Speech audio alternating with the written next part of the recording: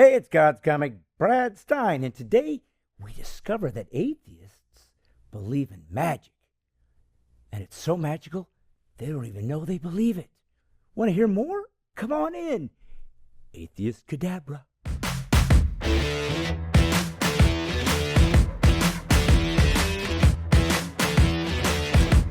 I don't know if you know this, but there is a group of humans in the 21st century that still believe in miracles. They'll tell you with a straight face that they are enlightened and don't believe in fairy tales and myths, that their religion is based on science and logic and reason, that their priests teach in the most respected universities on earth. They've got doctorates and double doctorates. They're the elite of human thought and have single-handedly brought humanity out of the Dark Ages and into the light, and want to usher in a brand new world where intelligence is measured by how deeply you are committed to the religion of materialism and the salvation of science. They have a sacred text that they revere as holy and inerrant, and it has brought the ultimate revelation to the earth as to man's meaning, purpose, morality, and destiny. And, as all great beliefs, it too has a Genesis story about the origins of man. But remember, this is based on logic and reason and not some archaic invisible man in the sky. They believe only in that which they can touch and taste and hear and smell and see. It's got to be measurable and quantifiable and testable, observable and repeatable. And their Genesis story goes like this. In the beginning, there was nothing, and it blew up. Did you hear what I just said? The smartest of the smart, the most prestigious universities in scientific analysis has reached the conclusion that at one time in history, nothing exploded and created everything. Not only did the explosion form all of matter as we know it, but it spread out across the galaxy, mainly of hydrogen and helium. Some time later, though, there was cooling into orbs that became planets, but still filled with inorganic matter. Nothing was organic or alive as we know it, and yet somehow, inexplicably, this non-living dead matter was resurrected to become living organisms, rising from the dead, and over eons of time magically becoming more advanced and sophisticated. Not by design, mind you, but just the byproduct of billions of years of chance mutations or mistakes that sometimes either had no deleterious effect, so it remained, or accidentally caused the organism to be able to survive better and thus pass this on to its progeny. Because none of this was designed, even the eventual evolution of the brain was an accident.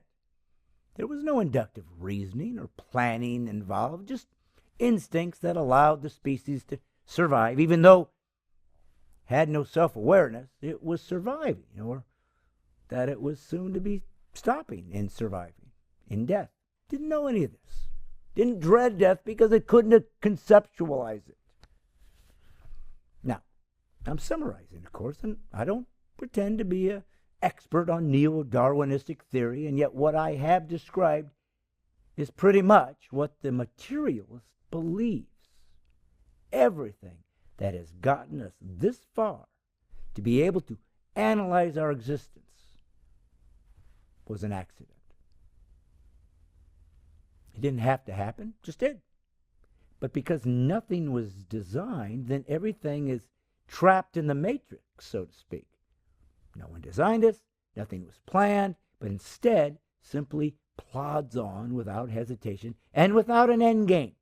As a matter of fact, it is all going to cool down someday and die completely. So Everything we observe about who we are and where we're going is simply programmed into our brain that even has to give us the illusion we are thinking it for ourselves. But if we got here by time and energy and chance without purpose, then we don't have any ultimate purpose to strive for. But they will tell you they don't believe that. They do agree life has no ultimate purpose, but that's why we choose to give our own purpose to life with our choices. Remember, there is no ultimate meaning, and yet they say by choosing to sort of apply meaning to choices and behavior that somehow magically it takes on significance. This is, of course, the atheist version of faith. Believing and hoping for something they cannot prove in order to make their lives livable. So what have we found? Atheists have a Genesis story. Nothing blew up once, made everything. Atheists believe that inorganic, non-living material can resurrect from the dead, become alive, to begin to evolve, and through struggle and difficulty become more advanced with the hope that someday we'll live forever. They believe in morals coming from nature and instilling it in us, the need to be nice to each other, help each other, even to our detriment, in order to save the world and become enlightened beings whose good works will last eternally. They even believe there are other life forms out there that are always more advanced than us, always more moral, more altruistic.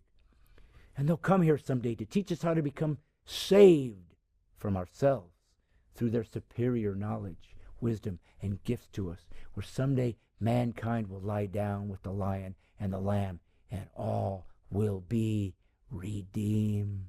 In other words, atheists have to mimic and counterfeit the reality that is God's revelation to man and his salvation through his Son, in order to make their belief system coherent, livable, purposeful, and meaningful.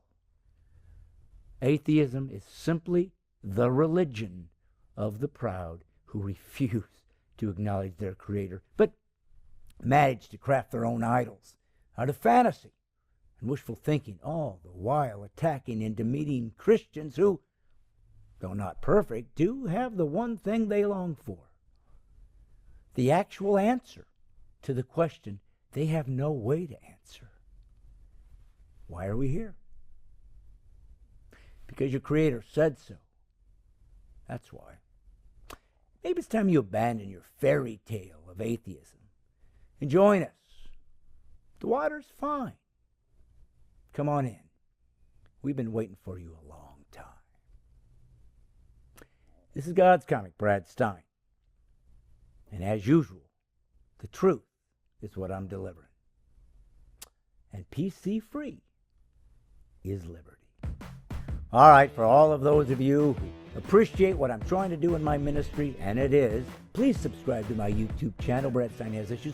Please go to my Facebook and be happy to just like, follow it, share it with everybody else you can. As we build more and more people, I will be able to bring in the revenue to allow me to do more episodes, not only like this, but special ones where I'll be interviewing people and having special sketches and all types of things that God is building in this unorthodox way of telling God's story and defending the Constitution and our country and, of course, destroying political correctness. So, if this is something you believe in, please subscribe right now. Don't live in a fantasy. Truly, I am your only shot at getting free from the nonsense out there. You're welcome. God's Comic, Brad Stine. Subscribe.